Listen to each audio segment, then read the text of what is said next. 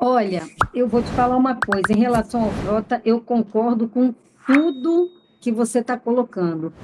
E eu acho, porque tem gente, às vezes, na esquerda, né, que, o Frota. Não, eu acho o Frota bacana, gosto do Frota pra caramba. Agora, ele foi também caçado em Cotia, né? Teve isso, né?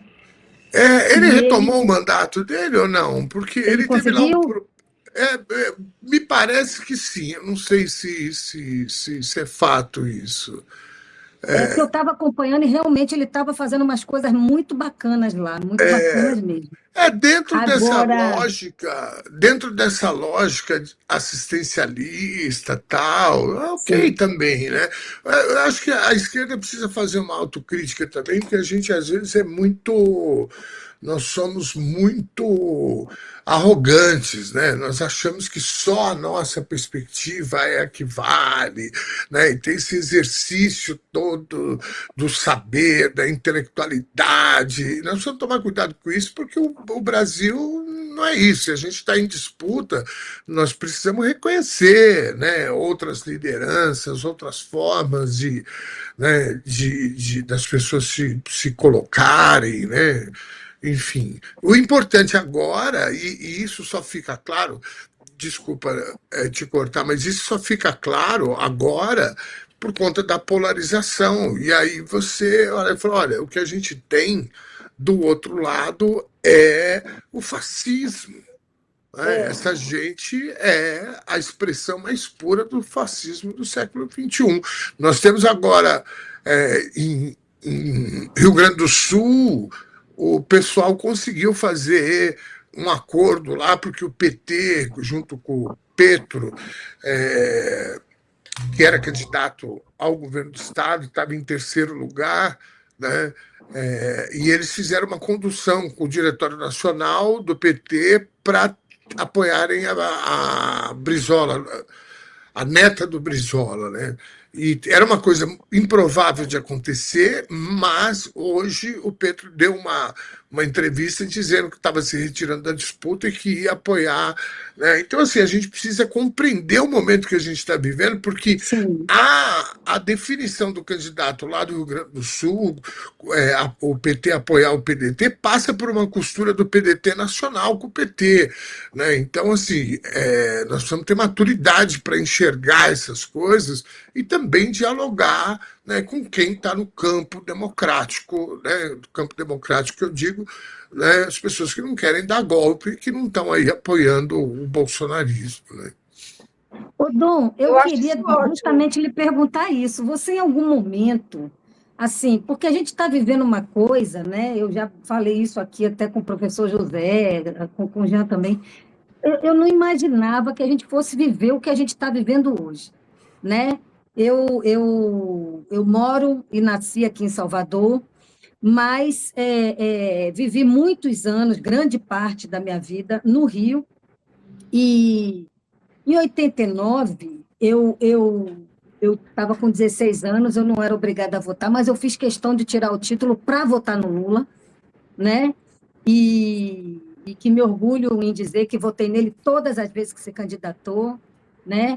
Mas depois da reabertura, da redemocratização, né, com toda a história do Lula que a gente acompanha, com tudo que veio acontecendo, eu jamais imaginava que a gente fosse sofrer um golpe parlamentar. E eu digo a gente, porque tem gente que me corrige, fala, a gente sofreu um golpe. Não, quem sofreu o golpe foi Dilma. Não, fomos nós sofremos esse golpe, né? Brasil. E é lógico, né? Quem não sofreu o golpe foi quem golpeou, né? Sim. Mas o que acontece? Eu jamais pensei que isso fosse acontecer, que a gente fosse sofrer um golpe e que aí viesse uma onda fascista e que fosse entrar um capiroto despreparado desse, entendeu? Na presidência, porque assim, pelo amor de Deus, teve aqui em Salvador, teve o movimento Ele Não, uma coisa linda aqui, o centro da cidade, toda a Avenida 7, o Campo Grande, tudo lotado, lotado. Eu falei, gente, não é possível, porque teve no Brasil inteiro esse movimento. Eu falei, gente, não é possível, eu nunca vi. Eu não tenho lembrança, desde que eu me lembro da minha existência, eu não tenho lembrança de ver um movimento na rua tão grande só por repulsa a uma pessoa. Eu não tenho essa lembrança. E ele conseguiu fazer isso. Então, para mim, era uma coisa assim, eu acho que eu estava vivendo muito dentro da minha bolha, porque para mim era uma coisa certa de que esse homem não ganhava, não ia entrar. Eu levei um susto, entendeu? Para mim foi uma coisa horrorosa e foram anos assim de extrema tristeza, até porque eu trabalho na área da arte, na área da cultura e na área da educação, e eu vejo como esse povo trata com desprezo a arte, a cultura e a educação, né? Então, assim, dito isso, que eu aproveitei até para fazer um desabafo também, né? Sim. Porque realmente foi uma coisa muito horrorosa e que não passava na minha cabeça. Eu quero saber o seguinte: você, com a sua vivência política, você imaginou em algum momento que a gente fosse, que a história fosse dar essa reviravolta e que fosse acordar esses mortos-vivos, golpistas, essas coisas ruins? Você imaginava isso? Isso passou na sua cabeça em algum momento? Não, eu acho que não tem um. Se alguém falar que imaginou isso, eu arrisco dizer que estava mentindo. Porque isso. Hoje é mais fácil a gente analisar as razões que nos levaram e os caminhos. Né? Isso é como se fosse um desastre de avião, que o desastre de avião, assim, ele nunca é, quando cai uma aeronave, nunca é por um fator só. Né? Ah, o piloto dormiu, por isso o avião caiu, ou soltou uma roda, por isso o avião caiu, explodiu o motor. Nunca é um fator só, é uma convergência de fatores. Né? Então, hoje fica mais fácil a gente analisar isso e ver que, inclusive, nós erramos e erramos bastante também. Né? Uma pena que não é todo mundo que tem capacidade de fazer autocrítica. Né? Mas os fatores que nos levaram, o primeiro deles, na minha opinião, é a crise do capitalismo. Todas as vezes que você tem uma crise, e a crise do capitalismo, na minha avaliação, ela é muito maior do que você simplesmente olhar do ponto de vista econômico. Né? Você olha do ponto de vista econômico, você fala, nossa, está em crise.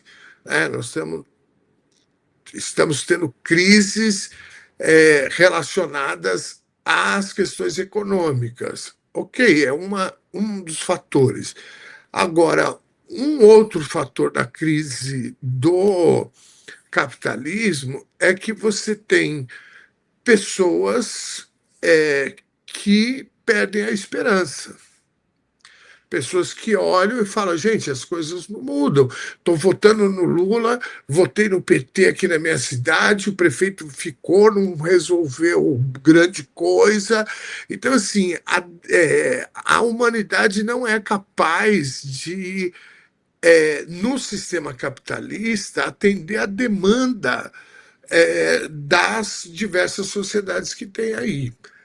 Não é capaz, e pior, ela adoece as pessoas por conta do excesso do consumismo, a despolitização, a falta de cultura, a falta de educação. Isso vai definhando as pessoas, não só no sentido da esperança, mas, sobretudo, na cultura. Né? Não é à toa que a gente olha os bolsonaristas hoje, você fala, são pessoas incultas, são pessoas burras, mas burras pra caralho, não é que são burras, né? Você olha e você fala, não, esse cara realmente, essas pessoas têm problema. Bom, mas e a crise do capitalismo, voltando ao outro eixo aí, é que quem manda no mundo, no mercado, começa a sentir que, olha, falando do Brasil, se a Dilma continua, vamos voltar lá atrás, se não tivesse acontecido a estreia do lawfare com o como chamava aquele juiz, falei nele esses dias, o Barbosa, não, como é que chamava ele? O juiz da AP Joaquim, 400, eu tô Joaquim pensando, Barbosa. o Joaquim Barbosa. Nós já teríamos na sucessão do Lula o cara que era o chefe da Casa Civil e que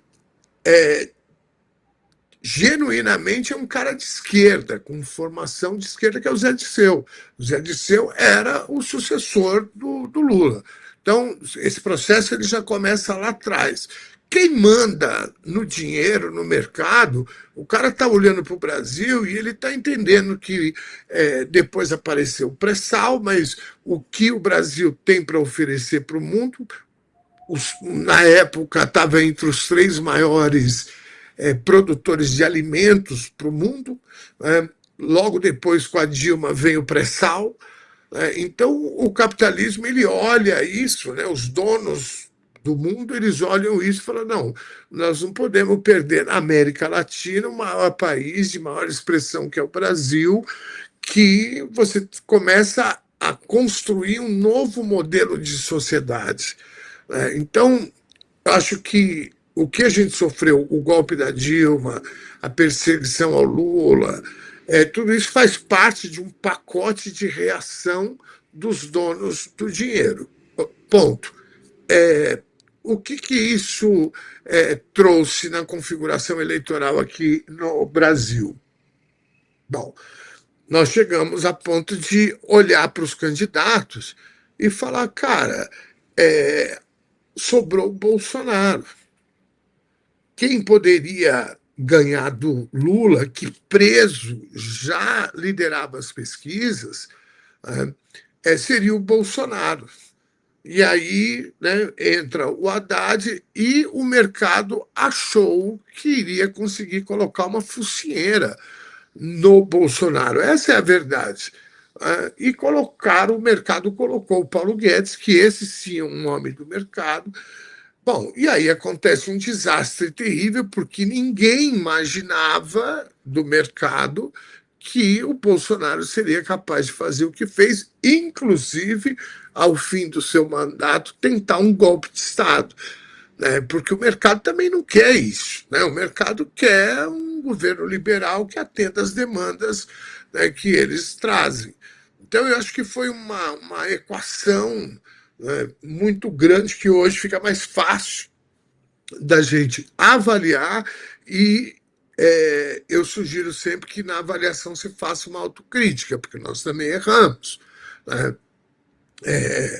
Eu acho que o fato da gente não ter enfrentado o monopólio da comunicação foi um erro gravíssimo, porque as pessoas passaram a odiar o campo progressista, sobretudo o PT e o presidente Lula, por uma contaminação de um consórcio das empresas de comunicação do Brasil. Você pega a Rede Globo, Grupo Abril, que tem a Veja, Bandeirantes, Record, CBN, etc., foi um massacre. Né? Financiado, inclusive, financeiramente e logisticamente pela CIA.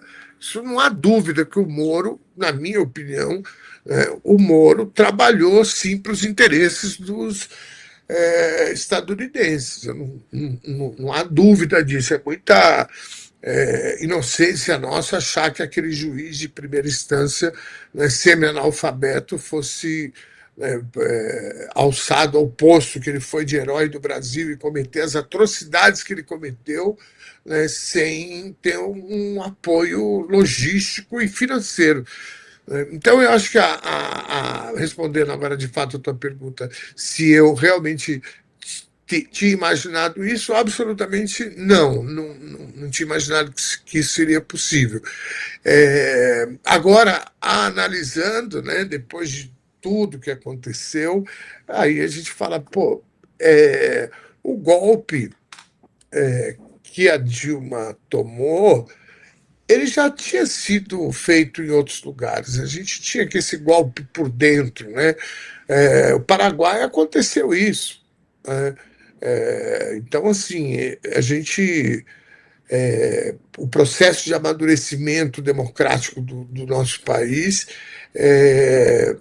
ele passou por esse momento aí e a gente acha que se saiu bem, porque 250 anos da Revolução nos Estados Unidos, ele pautada pela liberdade, pelos direitos, garantia dos direitos civis, a gente sempre soube que era balela, mas ficou claro agora, porque o Trump fez a mesma coisa com o Bolsonaro, não se tornou inelegível e conseguiu de novo ser eleito, que poderia ser o caso do Bolsonaro aqui. Ou seja, o Brasil, ele é exemplo para o mundo de resistência ao golpe, a uma tentativa de golpe, né? Nós temos um ex-presidente preso, generais de 4 estrelas presos, né? Então eu acho que a gente hoje fica mais fácil, né, de avaliar isso, mas é um pouco o caminho que a gente percorreu aqui. Fala galera da Folha TV, não se esquece de se inscrever aqui no nosso canal para assistir programas como Folha Notícias Manhã, Folha Notícias Noite, o nosso Folha Entrevista e o nosso Barzinho das Meninas. Muitas coisas bacanas a gente acompanha por aqui e a gente precisa muito, muito do apoio de vocês para nosso trabalho jornalístico, investigativo, de curadoria de conteúdo, com vocês ajudando no nosso Pix, folhademocrata@gmail.com, ou mandando superchats, valeu demais, e os recursos financeiros, tornando-se membro do nosso canal, no nosso curso de jornalismo básico, para você ficar muito bem informado a respeito de tudo. Queridos e queridas, muito obrigado pela presença de todos vocês, vida longa e próspera. Cuidem-se, cuidem dos seus, e não esquece de se inscrever aqui na Folha TV. Até mais!